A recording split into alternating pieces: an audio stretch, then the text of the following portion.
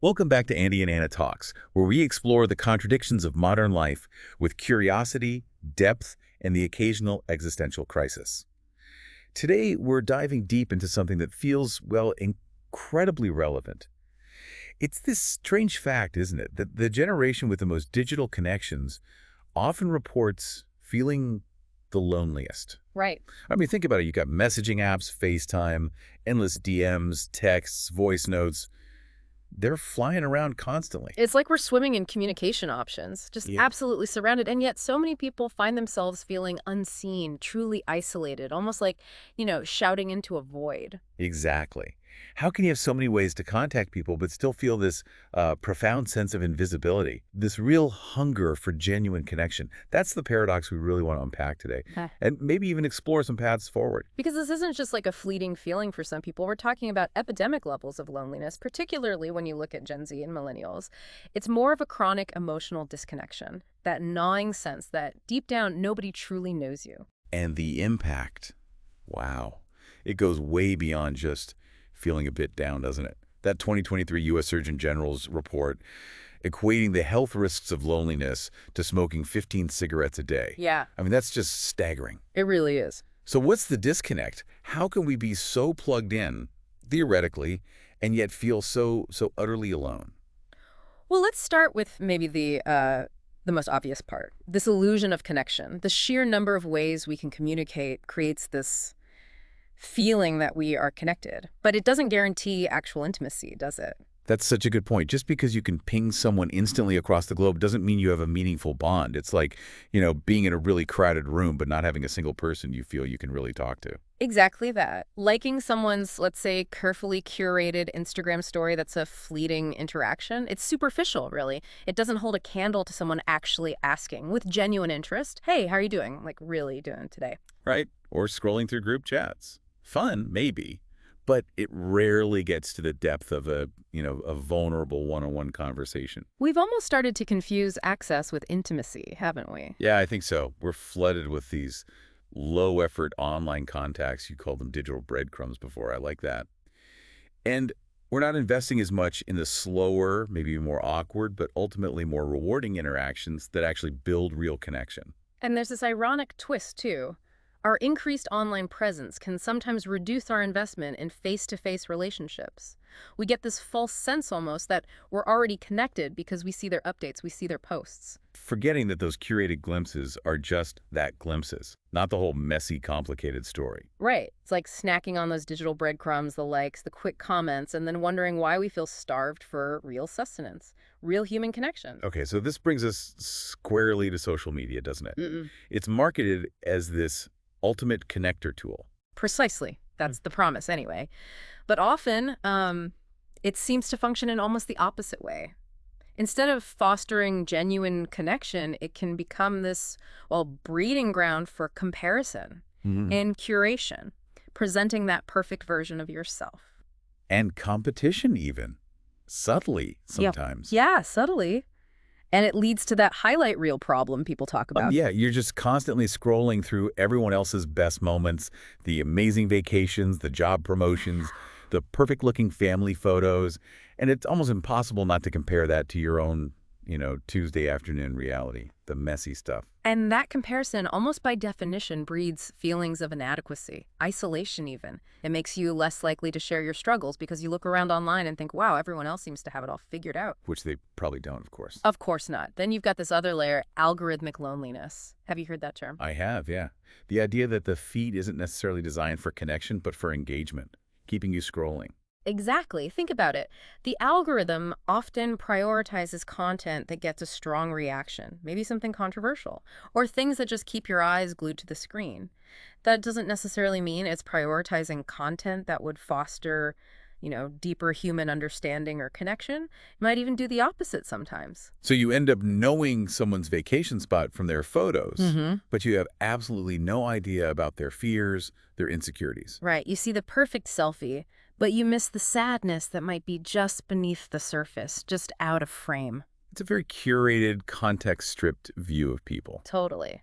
Which leads us to What's actually happening in our brains during all this, the neuroscience piece. Right, the dopamine versus oxytocin thing. Exactly. So when we get a notification, a quick reply ping, our brain gets a little hit of dopamine. It feels good temporarily. But it's short-lived, right? Like you described it as emotional junk food. Quick hit, no real nourishment. That's a great way to put it. It lacks the real nutritional value for our emotional well-being. Okay, so contrast that with oxytocin, Yeah. the bonding hormone. Yes. Now, this is what's really crucial for reducing loneliness, for feeling truly connected. And oxytocin gets released through things like trust, genuine eye contact, shared laughter, physical touch, moments of real vulnerability with another person. Things that are pretty hard to replicate online. Incredibly difficult. A double tap on a screen or a fire emoji in the comments. It's just not the same mechanism. It doesn't trigger that deep bonding response. So our brains can kind of get stuck chasing those quick, easy dopamine hits from online stuff. Yeah, without ever achieving that deeper, more lasting fulfillment that comes from real human closeness, from that oxytocin release. Okay, but it's not just about phones and apps, is it? Hmm. If we zoom out a bit, there are bigger societal shifts happening too. Absolutely. That's a really important piece of the puzzle. We've seen, for instance, a pretty significant increase in the number of people living alone compared to previous generations. And those traditional community structures, they Yeah. seem less central for many people. Right. Things like, local churches, neighborhood associations, even just regular big family dinners, those used to provide a sort of built-in social fabric, opportunities for connection. They seem to be declining, or at least changing. And work has changed so much. Remote work is huge now. Yeah. Great flexibility, yes, but But fewer of those spontaneous, casual, daily interactions with colleagues in the office kitchen or whatever. and people move more, right? Yeah. For jobs, for school, so friendships can feel more fragmented. Those old support systems might be miles away. Exactly. Plus, there's this broader cultural trend towards individualism, which, has its benefits, freedom, autonomy. But maybe less emphasis on collective belonging. Potentially, yeah. It Yeah. can sometimes erode those automatic opportunities for belonging that come from being part of a tight-knit community where everyone kind of relies on each other. Because belonging isn't automatic. It needs shared time, shared Yeah. space. Shared time, shared space, and often a sense of shared purpose or shared experience. And those elements might be less organically present in our modern, often more transient and digitally focused lives. So, okay, if someone's feeling this disconnect, feeling lonely, what happens next? It sounds like it can spiral. It really can. Unfortunately, loneliness often becomes a self-reinforcing cycle. When you feel lonely, your instinct might actually be to withdraw more, to isolate yourself further. Right. You might just end up scrolling mindlessly on your phone instead of, say, calling a friend. Exactly. And you start making assumptions maybe like, oh, they're probably too busy, or I don't want to bother them. And the longer that goes on, the harder it feels to actually reach out again. There's this awkwardness, maybe even a little shame about having been distant. It creates this barrier, yeah. It's this kind of quiet spiral downwards that often goes completely unacknowledged. And it can show up in different ways too, can't it? Oh, definitely. Particularly among men, perhaps, loneliness might get masked. It might look like silence or maybe sarcasm or just being constantly busy, burnt out. Or even just generalized tiredness. Yeah. But often, underneath those surface behaviors, there's this really fundamental, very human, you called it an aching need to be seen. Yeah. To feel understood, valued. Precisely. Which brings us back to Gen Z. It's so striking that the generation that grew up most online also reports the highest levels of loneliness. It is a really stark correlation, isn't it? They've navigated their whole formative years immersed in the digital age. So generally speaking, more screen time, maybe less unstructured in-person playtime growing up compared to previous generations, and this constant backdrop of social comparison baked into their daily lives via social media. And it's so important to stress this isn't their fault, right? It's not some inherent flaw. Not at all. It's largely a consequence of the environment they've grown up in, a world that, frankly, often prioritizes capturing attention over fostering genuine connection. Yeah. And maybe a lack of emotional fluency education. That's part of it too, potentially. Many haven't had formal education or even much informal modeling on how to really identify, understand, and express complex emotions in healthy ways.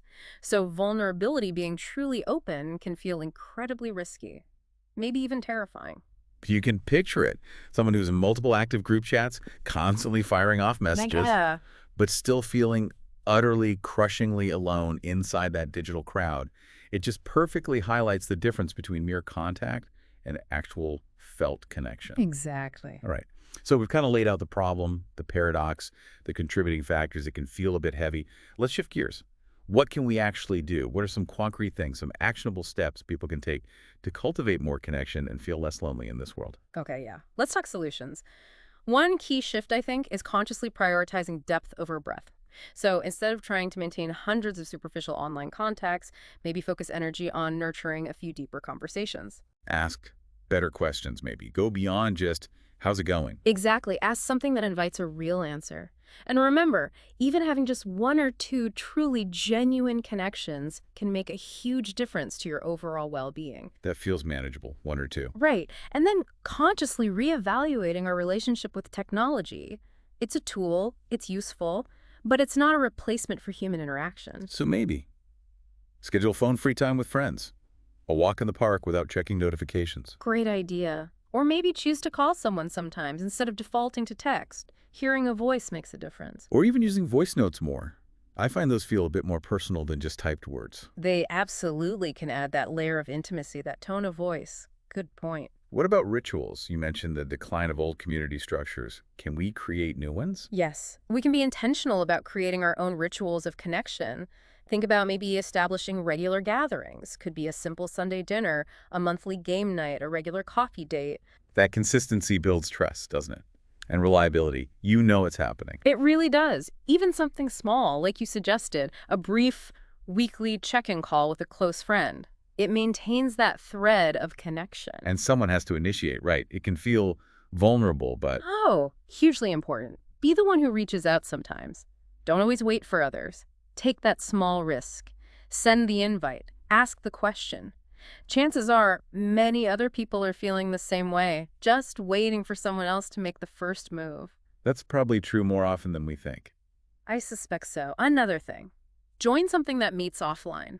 Get into a shared physical space with people. Exactly. A writing group, a local sports league, a hiking club, a volunteer organization, anything that gets you interacting with people face-to-face around a shared interest or goal. Because online groups can be great for finding your people. Fantastic for finding people, meeting people with shared interests, absolutely. But often that deeper bonding, that real sense of community, happens when you're actually sharing physical space and experiences together over time. Okay, and maybe the simplest but hardest thing. Just talk about it. Yeah, talk about feeling lonely. It sounds simple, but it's incredibly powerful. Loneliness, despite being so common, often feels like this secret, shameful thing. Simply naming it, admitting it even just to one trusted person, can lift such a weight. And you often find. You find you're not alone in feeling alone. So many people resonate with it. There's immense relief and validation in that shared experience. So here we are, back to the paradox. The most connected generation, technologically speaking. Grappling with profound loneliness. Yeah. But maybe, as you said, that paradox isn't just a problem. Maybe it's an invitation. I like framing it that way. An invitation to consciously shift our focus away from just the quantity of contacts towards the quality of our connections. To slow down a bit, to go deeper in our interactions. And to find the courage to reach out authentically, even when it feels a bit scary. Because feeling lonely, it's not a personal failing. It's not a sign you're broken or unlikable. Absolutely not. It's a signal. A totally normal human signal that tells you you're missing something essential. Connection. So if you're feeling it, listening to this, please know you're not alone in that feeling. You're simply craving what every single human is wired for. That real soul-filling sense of belonging and being truly seen. Maybe the takeaway is to start small. Definitely. Don't feel like you have to fix everything overnight. Reach out to just one person today. Have one conversation that goes a little deeper than usual. Share one honest moment. And try to remember the true value of connection. It isn't measured in likes or followers or notification counts. It's felt, isn't it? Deeply in your heart. Exactly. Thanks for listening to Andy and Anna Talk, and we're glad you're here. And we hope you'll reach out to someone today, maybe even right now.